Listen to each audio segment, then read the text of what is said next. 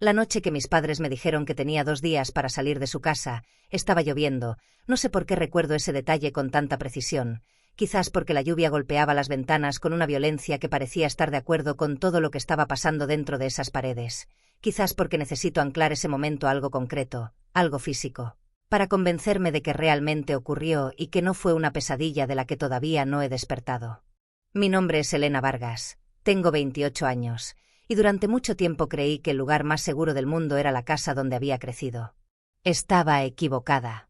Mi padre entró en mi cuarto sin llamar, eso ya era una señal, porque cuando mi padre no llama a la puerta es porque viene con algo que no admite negociación. Se quedó parado en el umbral, con los brazos cruzados y esa expresión suya que yo había aprendido a temer desde los 7 años. Detrás de él, mi madre, siempre detrás de él. Siempre en ese segundo plano desde el que lo apoyaba todo sin decir una sola palabra. «Tienes 2 días», dijo, solo eso, como si el resto de la frase no necesitara pronunciarse porque las dos partes ya sabíamos de qué estábamos hablando. Y lo sabíamos, llevábamos semanas en esa guerra silenciosa que había empezado el día que les dije la verdad sobre quién era yo, sobre lo que quería para mi vida, sobre la decisión que había tomado y que no pensaba deshacer por miedo, por culpa, ni por el peso de todo lo que ellos decían que me habían dado. Esa noche, después de que cerraran la puerta, me quedé sentada en el borde de la cama durante horas. Sin llorar, sin moverme, con el sonido de la lluvia como único testigo de ese momento en que algo en mi interior se terminó de romper, y al mismo tiempo, algo más pequeño y más duro empezó a crecer en su lugar. Pero para que entiendas lo que pasó después, necesitas entender lo que pasó antes. Necesitas entender de dónde vengo y lo que me costó llegar hasta esa cama, esa noche, con esa lluvia y esa sentencia de 2 días. Crecí en Zaragoza, en una familia que desde fuera parecía perfecta, casa amplia en las afueras, jardín, coche nuevo cada 3 años, vacaciones de verano en la costa. Mi padre, Aurelio Vargas, era ingeniero en una empresa de construcción. Mi madre, Pilar, había dejado su trabajo de maestra cuando yo nací porque mi padre consideraba que una mujer con hijos pequeños debía estar en casa, y mi madre lo aceptó, como aceptaba todo lo que mi padre decidía, con esa sonrisa suave y esa manera de inclinar la cabeza que con los años aprendí a leer como resignación y no como paz. Éramos 3 hijos, Marcos, el mayor, que desde los 15 años era la viva imagen de lo que mi padre quería que fuera. Ingeniero, disciplinado, obediente, capaz de sentarse a cenar y no tener ninguna opinión propia sobre nada que pudiera generar conflicto. Daniel, el del medio, que era invisible de una manera que nunca terminé de entender. Como si hubiera decidido ocupar el menor espacio posible para no ser visto ni por el bien ni por el mal. Y yo, Elena, la pequeña, la única hija, la que sé. Suponía que debía ser la más obediente de todos y que resultó ser la más rebelde, aunque durante muchos años esa rebeldía vivió exclusivamente dentro de mi cabeza, callada y sofocada y ardiendo. Desde pequeña tuve claro que en nuestra casa existían 2 tipos de verdad: la verdad de fuera, la que se mostraba a los vecinos, a los amigos del trabajo de papá, a los familiares en las reuniones de Navidad, y la verdad de dentro, la que nadie nombraba porque nombrarla habría obligado a todos a hacer algo al respecto.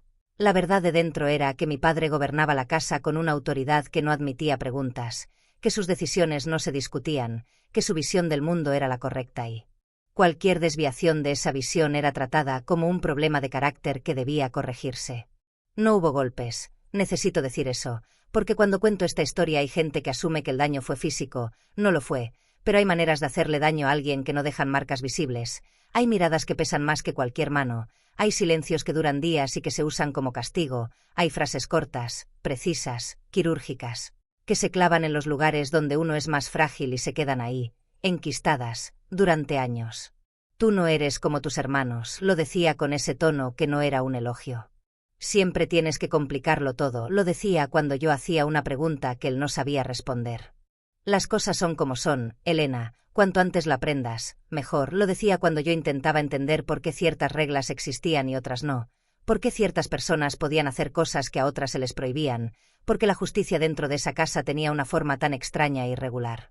Crecí siendo muy buena en una cosa, en esconder, escondía lo que sentía, lo que pensaba, lo que quería. Aprendí a construir una versión de mí misma que funcionara dentro de ese sistema, que no generara conflicto, que pasara suficientemente desapercibida para sobrevivir, y dentro de esa versión escondida fui acumulando todo lo que no podía mostrar. Mis dudas, mis sueños, mis miedos, y una verdad sobre mí misma que tardé muchos años en encontrar el lenguaje para nombrar. Estudié Derecho porque era lo que mi padre quería que estudiara, no lo decidí yo, lo decidió él en una conversación que ni siquiera fue una conversación, fue un anuncio. Estudiarás Derecho, con eso tienes futuro, y yo, a los 17 años, con toda esa maquinaria de obediencia bien engrasada dentro de mí, asentí. La universidad fue la primera vez en mi vida que respiré de verdad. Madrid me dio algo que Zaragoza nunca me había dado. Distancia, no solo física, sino psicológica. Por primera vez en 20 años no había nadie mirando cada uno de mis movimientos, evaluando cada una de mis decisiones, midiendo si lo que hacía se ajustaba a lo que se esperaba de mí. Por primera vez podía sentarme en un café con desconocidos y ser, simplemente, Elena, sin apellido, sin historia, sin el peso de una familia que había construido una versión de mí que no era yo. Fue en Madrid donde conocí a Sofía. Nos conocimos en la biblioteca, en tercero de carrera. Ella estudiaba psicología, era de Sevilla, tenía el pelo cortado muy corto y una manera de hablar directa y sin rodeos que al principio me resultó casi agresiva y que con el tiempo se convirtió en lo más parecido a un hogar que había encontrado fuera de ninguna casa. Con Sofía aprendí a tener conversaciones reales. Del tipo en que uno dice lo que piensa aunque duela, aunque incomode, aunque exponga partes de uno mismo que uno había aprendido a proteger con capas y capas de silencio. Fue con Sofía, en una tarde de primavera en el Parque del Retiro, donde pronuncié en voz alta por primera vez algo que había sabido durante años pero que nunca había encontrado el valor de decir. Lo dije con voz temblorosa y mirando al suelo, como si las palabras fueran demasiado pesadas para cargarlas también con la mirada, y Sofía escuchó. No dijo nada durante un momento largo, y después puso su mano sobre la mía y dijo: «Ya lo sé, lo sabía desde hace tiempo, tú ya lo sabías». Y sí, yo ya lo sabía. Lo que no sabía era lo que haría con esa verdad cuando llegara el momento de llevarla de vuelta a Zaragoza. Durante 3 años viví en ese espacio intermedio. En Madrid era yo, en Zaragoza era la versión que mi familia conocía, las vacaciones, las navidades, los cumpleaños. Aprendí a cambiar de piel con una fluidez que me asustaba.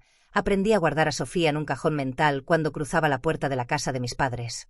Aprendí a responder con monosílabos cuando mi madre me preguntaba si había algún chico especial en mi vida, a desviar la conversación, a crear la ilusión de una respuesta donde solo había evasión.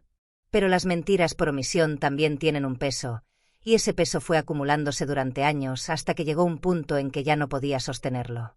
El detonante fue la llamada de mi madre. Era un miércoles de febrero. Me llamó para decirme que le habían hecho unos análisis y que todo estaba bien, pero que la habían asustado, y que en esos momentos de susto uno piensa en ciertas cosas, y que ella pensaba que quería conocer a la persona con quien su hija compartía la vida, si es que había alguien. Porque yo nunca le contaba nada y ya tenía 27 años y no la dejé terminar. Le dije la verdad. El silencio que siguió fue de esos que tienen textura, que se pueden tocar. Mi madre no dijo nada durante tanto tiempo que llegué a preguntarme si seguía al otro lado de la línea. Cuando volvió a hablar, su voz era diferente, plana, muy controlada. «Tu padre va a llamarte esta noche», dijo, y colgó. Mi padre llamó esa noche, y la conversación fue exactamente lo que yo había temido durante años que sería: fría, cortante, cargada de una decepción que él convertía en acusación. No hubo gritos. Los Vargas no gritamos. Esa es otra de nuestras verdades de puertas adentro, pero hubo algo peor que los gritos. Hubo la enumeración tranquila y sistemática de todas las maneras en que yo había fallado, en que había traicionado lo que él consideraba que éramos como familia, en que había elegido, según sus palabras, una vida que él no podía respetar. Le dije que iba a ir a Zaragoza ese fin de semana, que necesitábamos hablar en persona. Cometí el error de creer que la presencia física podría hacer lo que las palabras no habían conseguido. El fin de semana en Zaragoza fue el peor de mi vida. 2 días de una guerra fría que llenaba cada habitación de la casa como un gas invisible, mi madre que no me miraba directamente, mi padre que hablaba conmigo solo para pronunciar frases que eran sentencias disfrazadas de preguntas, Marcos que se había enterado ya y que evitaba estar en la misma habitación que yo. No por crueldad, sino por esa cobardía suya que siempre había confundido con neutralidad. Daniel que desapareció el sábado por la mañana y no volvió hasta la noche. El domingo, después de la cena, mi padre entró en mi cuarto. Y dijo lo que dijo. 2 días. Volví a Madrid en el primer tren del lunes por la mañana, con una maleta pequeña y una sensación en el pecho que no era exactamente dolor. Era más parecida a cuando uno lleva mucho tiempo aguantando algo y de repente lo suelta, una mezcla de alivio y vértigo. La libertad a veces se siente así, como caer. Le conté todo a Sofía esa misma noche, me escuchó durante horas, y cuando terminé, dijo algo que se quedó conmigo. «Ahora tienes que decidir qué clase de hija quieres ser. no la que ellos quieren, la que tú puedes sostener en el espejo. Los meses que siguieron fueron de construcción, no de reconciliación. Todavía no, de construcción de mí misma fuera del sistema que me había definido durante 27 años. Fue un proceso doloroso y extraño, como aprender a caminar después de haber llevado escayola durante demasiado tiempo. Había músculos que nunca había usado. Había partes de mi identidad que habían estado atrofiadas tanto tiempo que tardaron meses en responder. Pero respondieron. Mi padre pensaba que me había ganado, que al echarme había ganado la última batalla de esa guerra larga que habíamos llevado, él y yo, desde que yo tenía uso de razón, que sin su casa, sin su aprobación, sin el paraguas de su versión del mundo, yo me doblaría, que volvería, que el miedo y la necesidad harían lo que sus palabras no habían podido hacer. Lo que no calculó fue esto, que los años de esconder, de sobrevivir, de construir versiones de mí misma que funcionaran en sistemas hostiles me habían dado algo que él no podía quitarme. Me habían dado una resistencia que ni yo misma sabía que tenía hasta que la necesité. Terminé la carrera, aprobé las oposiciones, conseguí una plaza en un bufete en Madrid, y empecé a construir una vida que era completamente mía, con sus grietas y sus miedos y sus momentos de duda a las 3 de la madrugada, pero mía, sin pedir permiso, sin pedir aprobación, sin esperar que nadie me dijera que era suficiente para sentir que lo era.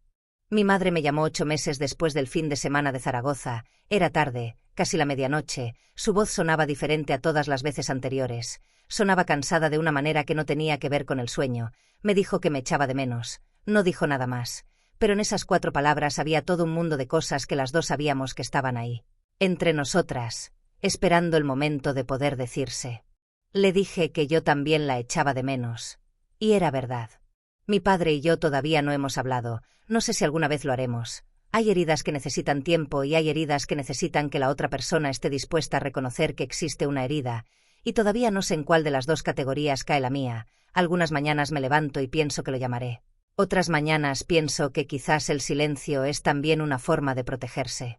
Lo que sí sé es esto.